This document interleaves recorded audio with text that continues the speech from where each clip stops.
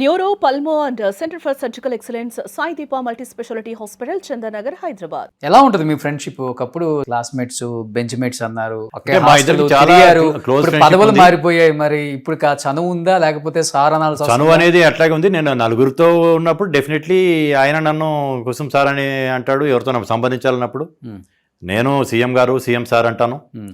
ఇద్దరం వ్యక్తిగతంగా ఉన్నప్పుడు పేరు పెట్టి పిలుచుకుంటుంటాం. బట్ మూడో వ్యక్తి ఎవరైనా ఉంటే మాత్రం ఆ మర్యాదలు అనేది అది ప్రోటోకాల్గా ఇవ్వాల్సిన అవసరం ఉంది. ఓకే, నేను ఆయనకి ఇవ్వటం ఎట్లాగ ఇస్తాను, ఆయన కూడా నాకు అదే మర్యాద ఇస్తాడు. ఓకే. మేము మా ఇద్దరికి చాలా పోలికలు ఉన్నాయి. మేము క్లాస్మేట్స్, బెంచ్ మేట్స్మి, ఇద్దరం రైతు కుటుంబాల నుంచి వచ్చిన వాళ్ళం, ఇద్దరి స్వయంవరాలు, మళ్ళీ ఇద్దరం ఇప్పుడు నైబర్సు. ఓకే, అనుకున్నారు ఎప్పుడైనా ఎక్స్పెక్ట్ చేశారా ఇద్దరు పక్క పక్క ఇల్లు కట్టుకుంటారని? అది ఇంత పెద్ద మహానగరంలో ఇద్దరం ఒకటే దగ్గరికి వచ్చి ఉండటం అనేది అది కాకతాళీయం కావచ్చు, అది ఇక డెస్టినీ కావచ్చు. ఫస్ట్ ఎవరు కట్టుకున్నారు? ఫస్ట్ నేను కట్టుకున్నాను, తర్వాత తను వచ్చాడు. ఓకే, ఇప్పుడు మా ఇంటి ముందే తనది క్యాంప్ ఆఫీస్, ఓకే, ఇంటి వెనక ఆయన ఇల్లు. అలాగే ఇద్దరం ఒకటేసారి వర్కింగ్ ప్రెసిడెంట్స్ అయ్యాం తెలంగాణ కాంగ్రెస్లో. మా అల్లుడు తూర్పుగోదావరి జిల్లానే, ఆయన అల్లుడు తూర్పుగోదావరి జిల్లా. అట్లా చాలా పోలికలు ఉన్నాయి మాకు. ఓకే, సో అన్ని కలిసి వచ్చాయి అనమాట. అంటే అట్లా అట్లా కలిసి వస్తున్నాయి. అట్లా ఇప్పుడు పైకి వెళ్తే ఆయన పైకి వచ్చినా మీరు పైకి వచ్చినా కానీ హాయ్ చెప్పుకోవచ్చు. ఇప్పుడు నా ఇంటి నుంచి ఇప్పుడు before. బంతిని గట్టిగా విసిరితే ఆయన ఇంట్లో పట్టుకోవచ్చు. సూపర్. కానీ మీరు అన్నారు ఒక మాట, ఒక్క అమ్మాయిని కూడా ఆయన తలెత్తి చూడరు, ఒక హాయి కూడా చెప్పరు ఒక అమ్మాయికి. అంటే క్లాస్లో ఉన్న అమ్మాయిలకు కూడా కో ఎడ్యుకేషన్ అన్నారు కాబట్టి. అలాంటిది ఒక్కసారిగా రేవంత్ రెడ్డి గారు ప్రేమలో పడ్డారు, గీత గారిని లవ్ చేశారు అన్నప్పుడు షాక్ అయ్యారండి? అంటే అది కూడా ఒక విజన్, ఆమెతో పరిచయం ఏర్పడి ఉంది కాబట్టి ఇక ఓన్లీ ఆమె ఆయన మనసులో ఉండేది.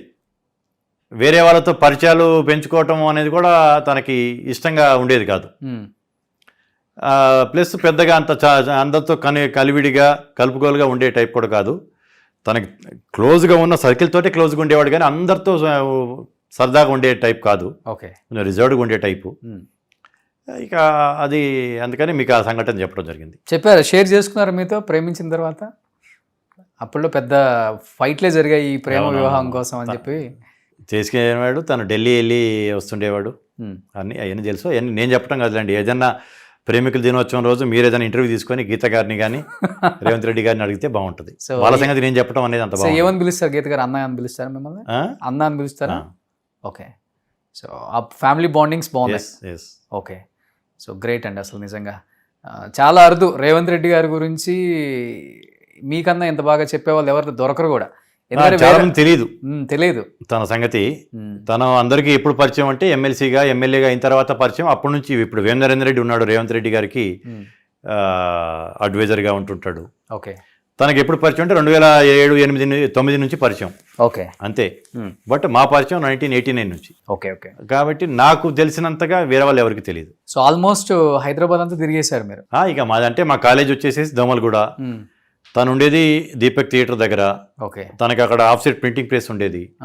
నా మ్యారేజ్ కార్డు తనే డిజైన్ చేసి, అంటే వెనక రాజులు ఏదన్నా లేఖలు పంపాలంటే ఇట్లా ఉంటే విప్పి చూసేసి రేఖలు ఉంటే ఇట్లా చుట్టుతా ఉండేది కదా, అటువంటి తనే డిజైన్ చేసి తనే తయారు చేశాడు నా మ్యారేజ్ వెడ్డింగ్ కార్డు.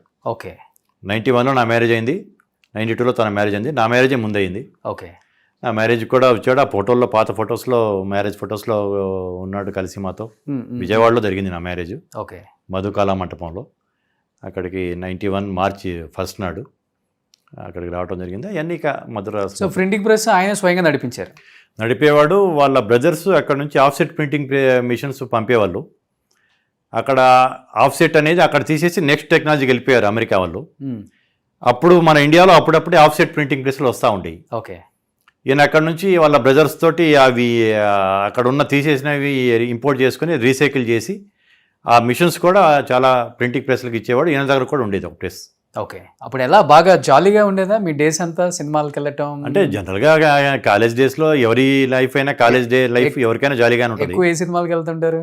చాలా ఉన్నాయి. హిందీ సినిమాలు చూస్తుండే వాళ్ళం, తెలుగు సినిమాలు చూస్తుండే వాళ్ళం. నేను రెడ్డి హాస్టల్ బోర్డర్గా ఉండేవాడిని.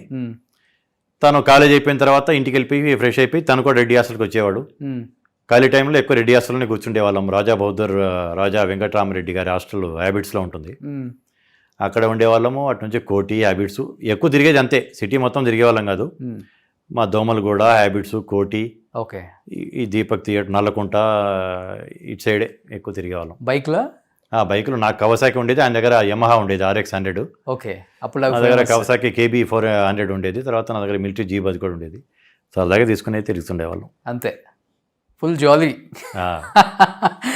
కానీ గ్రేట్ కదా, అప్పటి నుంచి ఇప్పటి వరకు మీ ఫ్రెండ్షిప్ అలానే ఉందంటే మీరు దాన్ని అలానే కాపాడుకున్నారు, ఆయన దాన్ని అలానే కాపాడుకున్నారు. Yes. సో దీన్ని పెద్ద మిస్యూజ్ చేస్తే ఏముంది, అంటే పదవులు రాకముందు అలానే ఉన్నారు, పదవులు వచ్చిన తర్వాత అలానే Yes. ఉన్నారు. గ్రేట్ అండి అది. సుమన్ టీవీలో మీ పర్సనల్ అండ్ బిజినెస్ ప్రమోషన్స్ కోసం కింది నెంబర్కి కాంటాక్ట్ చేయండి.